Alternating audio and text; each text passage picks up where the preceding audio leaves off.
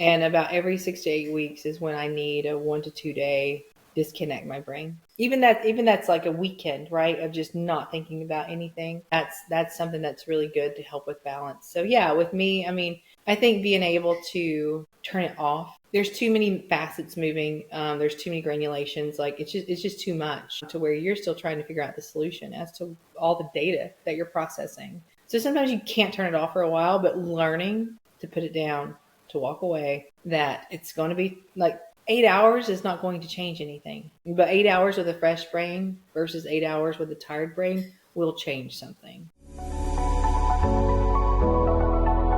Welcome to A Founder's Life, and I'm your host, Leo Gestetner.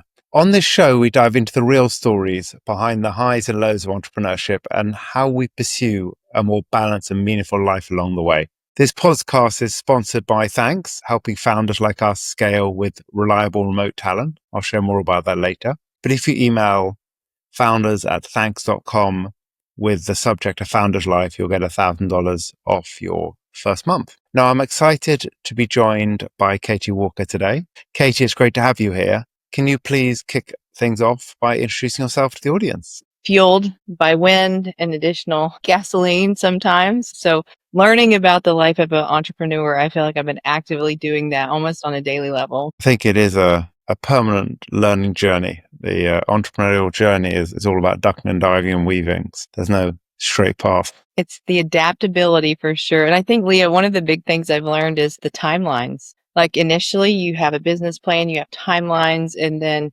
you just don't see everything that's going to start coming into play. And when growth starts coming into those business plans, some of it's good, some of it's bad, and you can still hit your goals, but it's not always going to be on the timelines that you originally thought because you couldn't even imagine. Yeah, I mean, business plans and timelines can be useful and have a place, and they are out of date 10 seconds after they're written.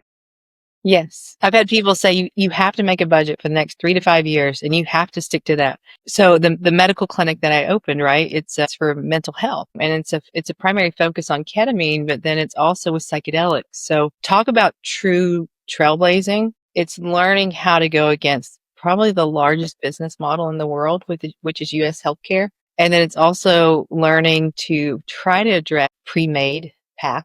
That's different than when you come in and you have a great idea. And not only is it a great idea, but it's going to save lives. So you're dealing with life and death every day, but there is no path.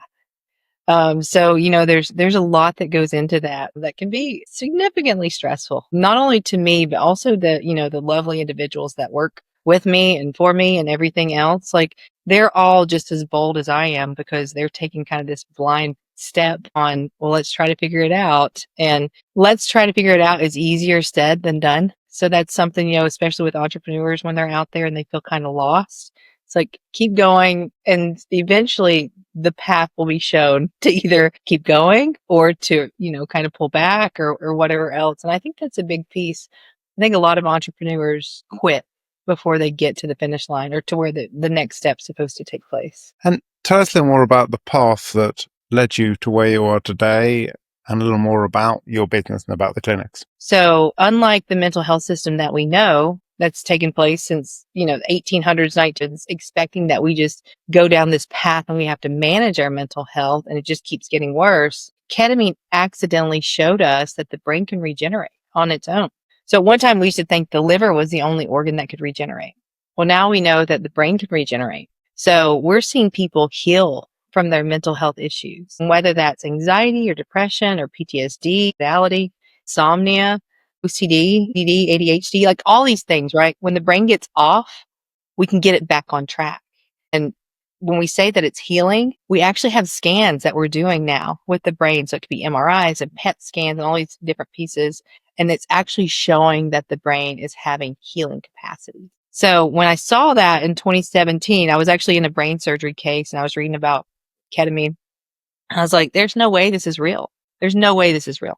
And so it was saying like after one ketamine infusion, which is 40 minutes long, right? That it was taking away suicidality 98% of the time. Like, there's no way this exists. In 2018 was when I opened the clinic and I was like, well, I'll work part-time at the hospital, part-time at the clinic. And Leo, I started seeing such amazing transformations with people that it's been my true passion since then.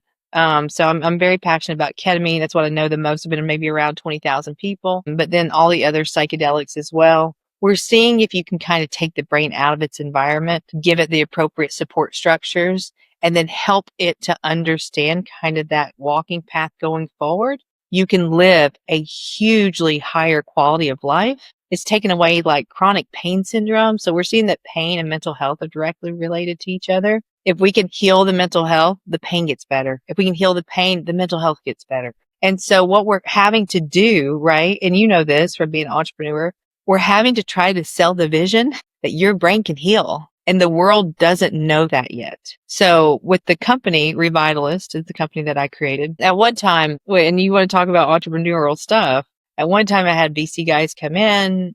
They wanted me to open up 52 clinics in 2 years. I was gung ho about all that. I said, let's go. I like a good challenge. I had 10 clinics open in 7 months, but we were getting ready to start opening 2 a month. So we were on track to still meet, right, our goal. And they wanted to start shutting clinics down. Literally, I opened up the 10th clinic and it was like 3 weeks later, the venture capital guy said, yeah, we're done. Like, we don't want to, we don't want to do this anymore. And I was head first into all of this, right? And my team was, everybody was excelling. They were doing the best they could do with this business model.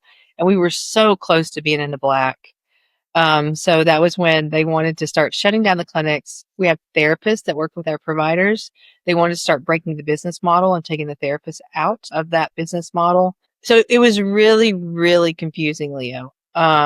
And I didn't understand necessarily what was going on. And now that I've been around the sector a little bit longer and I've had to fight to keep this company alive, is a lot of people see there's huge value in it. But I've had to learn, and this really helped me. I look at each person, that each person is their own business and each person has their own mission, vision, and values, right? So that person's mission, vision, and values, well, I think they're coming in to promote the company's mission, vision, and values. That's not always the case. And that's what kind of happened to me with that venture, the VC piece. So I had 10 clinics. I had to quickly shift because I lost the VC group because I wasn't doing what they wanted me to do. And I ended up, so now I have 3 clinics in 2 states. We do work in the British Virgin Islands with retreat centers down there. I'm trying to advance with clinics down there as well. But hopefully with the whole RFK piece in the US, we'll be able to start scaling much more rapidly soon. But it was a complete reset.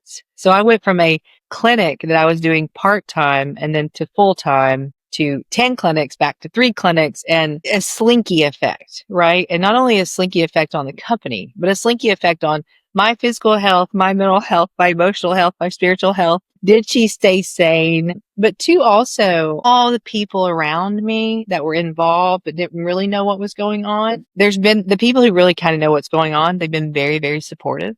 The people who don't really know what's going on, they have been so terribly mean about this, right? Like the accusations, right? That I reallocated funds for myself, that I bought a yacht, that I, that I'm a failure. Like I've had other practitioners come to me in front of other practitioners and announce that I'm a failure and that they were embarrassed to know me, right? And like none of this has failed at all. It's still progressing, but to reset is not a failure. Resetting is another growth curve that you have to do. And when you hear there's a growth curve, it's not always progression. It's like, all right, pull back, reset yourself, and now move forward, right? And a lot of people just do not understand that. But gosh, the words that people use can be so damning. And people are so cruel, so cruel. So it's been really interesting to learn kind of that general 360 of it all. Yeah, it sounds like you've got a powerful model, but have been on quite some roller coaster. I think it's, I'm guessing a lot of the people being negative aren't entrepreneurs. And I say that because the entrepreneurial journey has successes and failures. I mean, most successful entrepreneurs have had failures, whether that be complete failures or whether it be, failures within the same business. It's the nature of being an entrepreneur. It's rare that it's all go, go, go all the way up. There's ups and downs. I've had plenty of successes and plenty of failures. Yeah. And people don't, I mean, I don't understand it. Right. And I've been in it. I'm starting to understand it more because I've just had a lot more exposure. But to state that I've hit rock bottom on myself personally is a minimum statement. I've hit rock bottom several times to where it's like, can I get up again? Like I told somebody, I said, I feel like I keep throwing myself in a UFC match. I'm like, just get back in there. You just keep going, right? And I've lost, right? I mean, I've lost a lot of things, but when you lose things, you also regain, right? But you really got to believe in what you're doing, I think, in order to be successful. But two, you got to be a little bit stubborn minded, I think, because a lot of people who give advice, I'm sure you know this, Leo, if you start deviating from the plan that you originally created, a lot of people are like, nope, stop, just stop it now. There's no point in that. It's like, no, when you deviate, you readapt, right? You recenter yourself. You make a new business plan. You make a new budget. You keep the mission alive by constantly moving your chess pieces. That's what you do. Again, that's the entrepreneurial journey. I agree. It's evolving. A business plan rarely survives launch. It continues to evolve, but that's the nature of it, and that should be the advantage of being an entrepreneur rather than a staid corporate. And then talk to us a little bit about what family means to you. So family, right? That's a really good point. My family, it's pretty small. Like I had lost a brother when I was younger, and I lost my mother 3 years ago. So my generational family is my father, who's super supportive. I was married with this company, and then I got divorced because my husband, who we went in to this, and it was a commitment, right, from both of us. And he told me, he's like, and I was. And then he was like, I don't want this. I don't want this anymore. I want you to stop. Like, I'm done. So anyway, that was when we decided it'd be best to him do his life, me do my life. Right. And then I do have a 15-year-old daughter. So my 15-year-old daughter was 8 when we started all of this. And I've kept her informed with a lot of things, as we go, but she's seen me through my stress, like ups and downs and mom, are you okay? Kind of stuff. And she's been great. And it's been really interesting because even though she's seen me through highs and lows and everything else, mostly lows, I would say, mostly lows and pulling myself up. She actually wants to go, to school to do business, and she's in an entrepreneurial club. But she sees the freedom. And I think that's a really big piece, right? Being an entrepreneur is you do have a lot of freedom, but you are much more disciplined than if you were working, kind of a normal day-to-day job.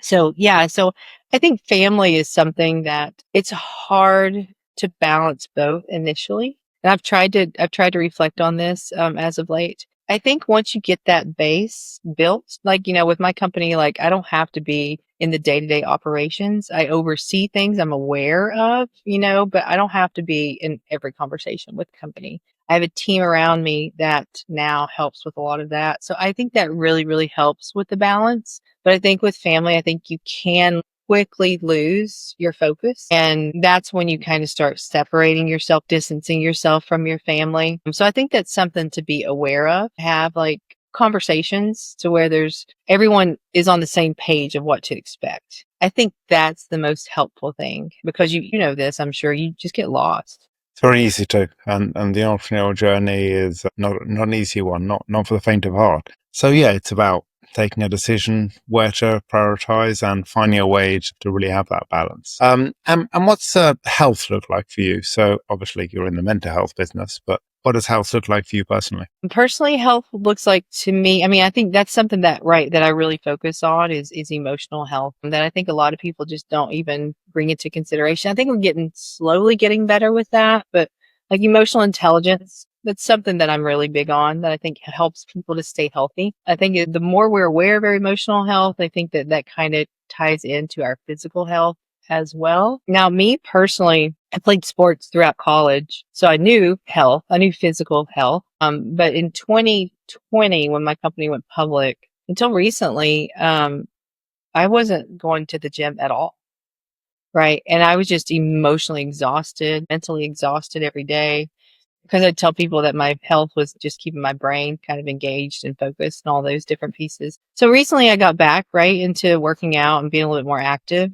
And that's a huge difference too, right? That's the balance. And I think that's a big piece too, Leo, is people don't understand how much you get off balance until you start rebalancing again. And that's when you start kind of getting that greater insight. True. And working out does create positive endorphins. I think, however much you don't want to work out is why you need to work out, because it actually does help mentally. And, it's no question around that. What do you like to do for fun? What do I like to do for fun? I'm just rediscovering that too. So I do have a guy who's super special to me in my life, and that's helped a ton, right, with the rebalancing aspect. So, I think intentional time spending with people that you care about, I think that's fun, I guess. But then also, being outdoors, having downtime, just spending time with friends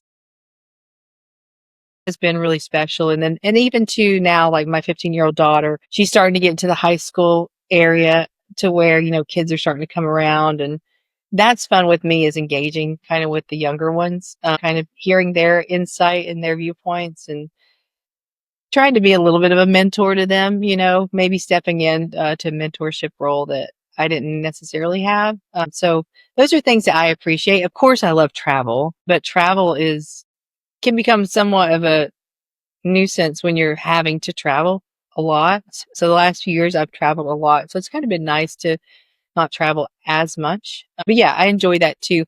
And I think, especially from the entrepreneurial piece, taking yourself out of the environment that you're constantly in, even for a day or two, is so healthy to reset your mind. So for you, what does that balanced life look like? And is it taking yourself out sometimes? What is it that's a balanced life for you? I noticed that a while ago, actually a few years ago, I noticed that I can stay focused pretty well for about 6 to 8 weeks. And about every 6 to 8 weeks is when I need a 1 to 2 day disconnect my brain. Even that's like a weekend, right? Of just not thinking about anything. That's something that's really good to help with balance. So yeah, with me, I think being able to turn it off. There's too many facets moving. There's too many granulations. Like it's just too much to where you're still trying to figure out the solution as to all the data that you're processing. So sometimes you can't turn it off for a while, but learning to put it down, to walk away, that it's going to be like 8 hours is not going to change anything. But 8 hours with a fresh brain versus 8 hours with a tired brain will change something. So I think having those time blocks has really helped me with my balance too. It's like my daughter actually taught me about time blocks, to where she says, give me 10 things you need to work on. And then like, all right, how much time does each of these things take? Okay, well, let's put it here, here, and here, and here. And then this is where in between that we're actually going to do something and not think about it. It's been great. Like, so whoever taught her that in school, it's a really good learning lesson that adults should learn too. But that's helped me a lot with balance as well. That's always good to know. We can learn things from our kids and actually still learn something in school. And what's one piece of advice you'd give to an aspiring entrepreneur? 2 things, and then maybe one of them is not as inspirational, but it was to me, like when you feel that way. One, I think the biggest piece is don't quit, right? Like it's not always your option. I mean, it is your option, I guess, to quit, but the world, the universe, whatever you want to say, it's going to lead you into a direction to where there are going to be no more options, or there are going to be a ton of options, right? And a lot of people I've learned quit. And when he told me that, that's really stuck in my mind, especially when I'm like, I can't do this. And it's like, it just goes back to the basics. Well, what do you need to survive, right? And you go back to, you got to pay payroll. Like your team does this initially, like, what do you need for payroll? What do you need for leases? What do you need for supplies? Like, what are your basic necessities?